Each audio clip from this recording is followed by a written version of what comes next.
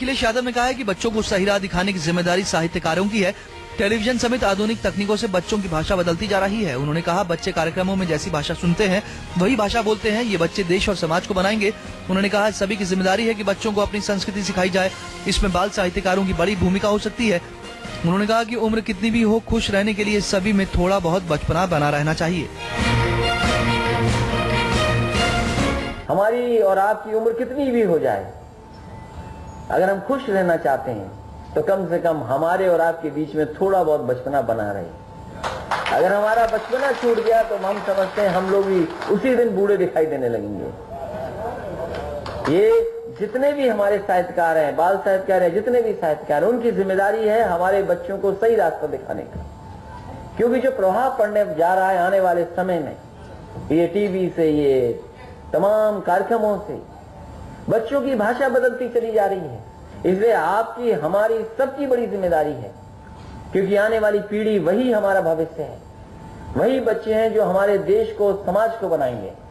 इसलिए उनके लिए बीच में, उनके सामने ऐसा अच्छा साहित्य आए, कम से कम उनके बीच में हमारे जो परंपराएं हैं, जो हमारी संस्कृति है, जो हमारा एक दूसरे को सम्मान देने का परंपरा बनी रही है, कम से कम उन बच्चों को बचपन से ही आ जाए। मुख्यमंत्री अखिलेश यादव ने हिंदी संस्थान में बाल साहित्यकारों को सम्मानित किया। साथ ही साहित्यकारों को बधाई भी दी। उन्होंने कहा कि समाजवादियों ने हमेशा साहित्य और साहित्यकारों को बढ़ावा दिया है। उन्होंने कहा कि पिछली सरकार ने हिंदी संस्थान के सम्मानों को बंद कर दिया था। मुख्यमंत्री अखिलेश यादव ने खुशी जाहिर करते हुए कहा कि सरकार ने सत्ता में आते ही साहित्यकारों को सम्मान दिया। उन्होंने कहा कि साहित्यकार अपनी साहित्य से सहयोग करते हैं। समाज की कमियों को साहित्यकार अपनी साहित्य से दूर करने का काम करते हैं। साथ ही उन्होंने ऐलान किया कि आने वाले दिनों में बाल साहित्यकारों की सम्मान राशि को बढ़ाकर 2 गुना किया जाएगा। सम्मान मिला करता था लोगों को, एक सरकार आई, उसने सम्मान ही बंद कर दिए। और कमाल की सरकार है, वो जो चीज लाती है वो वैसी की वैसे बनी रहती है। यहाँ तो सम्मान बंद किए और खजाने से पत्थरों के स्मारक बना दिए।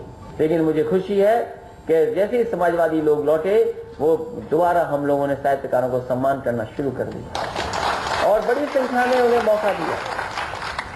इसलिए आज जब बाल साहित्यकारों को हम सम्मान दे रहे हैं, हालांकि सम्मान की राशि बहुत कम है, आने वाले समय में इसको हम लोग दुगना करने का काम भी करेंगे। मुख्यमंत्री अखिलेश यादव ने कहा कि नोटबंदी के फैसले के बाद देश की जनता काफी परेशान है। उन्होंने कहा, परेशानी देने से पहले सरकार ने ये नहीं सोचा कि 500 रुपए और 1000 रुपए के नोटों को एकाएक बंद कर देने से आम लोगों को कठिनाइयों का सामना कितना करना पड़ेगा। गरीब मजदूर, छोटे व्यापारी और किसान इस फैसले से सबसे ज्यादा परेशान हो रहे हैं। इस निर्णय से देश समेत पूरे देश के किसानों के सामने रबी फसल की बुआई के लिए बीज खाद का संकट पैदा हो गया है। उन्होंने कहा कि कम से कम किसानों को कुछ छूट देनी चाहिए थी। सीएम अखिलेश यादव ने कहा कि जिसे पहले हफ्ते या 10 दिन की समस्या कहा गया था, अब बताया जा रहा है कि इसमें 50 दिन लगेंगे।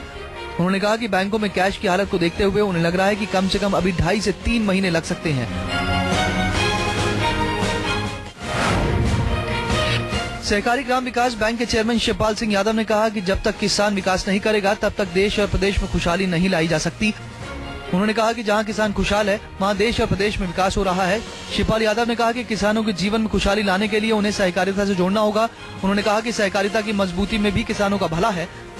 अधिक से अधिक किसानों को सहकारिता से जोड़ने की कोशिश की जा रही है।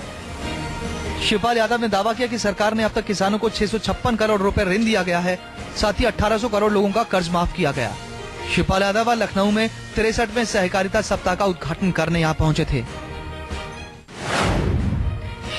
सहकारी ग्राम विकास बैंक के चेयरमैन शिवपाल सिंह यादव ने कहा कि नई राजस्व संहिता लागू कर दी गई है, जिससे किसानों को इधर उधर भटकना नहीं पड़ेगा। किसानों को उनके दरवाजे पर न्याय मिल सके, इसलिए नई राजस्व संहिता को लागू किया जा रहा है। उन्होंने कहा कि नई राजस्व संहिता के लागू करने के लिए बहुत सी परेशानियां थी। उन्होंने अधिकारियों को नसीहत दी कि अपना दिमाग लोगों की भलाई के लिए लगाएं, किसी भी तरह के जनहित के कार्यों में रुकावट न डालें।